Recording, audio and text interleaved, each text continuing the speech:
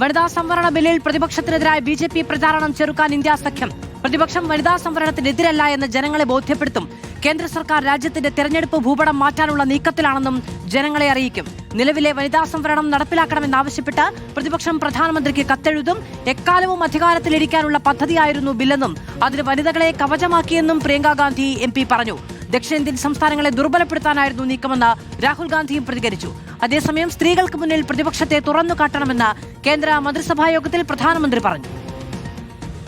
सबसे पहले तो मैं ये कहना चाहूंगी कि कल जो हुआ वो लोकतंत्र के लिए एक बहुत बहुत बड़ी जीत रही.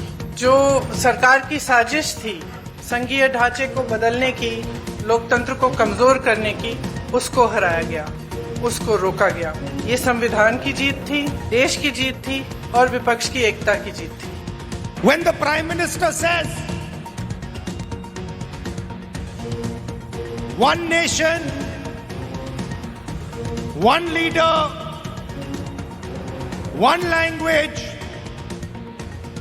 one people, he attacks the Constitution of India.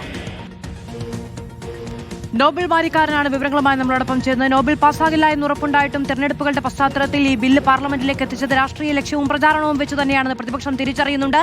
എങ്ങനെ പ്രതിരോധിക്കാനാണ് നീക്കം?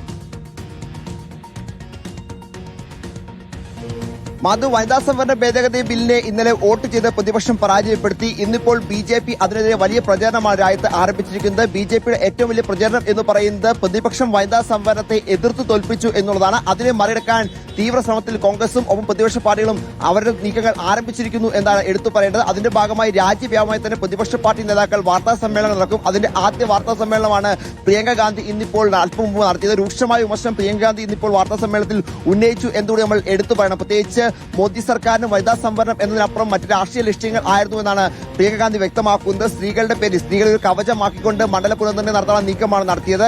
അത്തരത്തിൽ കേന്ദ്ര സർക്കാരിനെ ആരും വിശ്വസിക്കുന്നില്ല. രാജ്യത്ത് മറ്റ് നിരവധി പ്രശ്നങ്ങളുണ്ട്, അതൊന്നും പരിഹരിക്കാൻ സർക്കാർ തയ്യാറാകുന്നില്ല.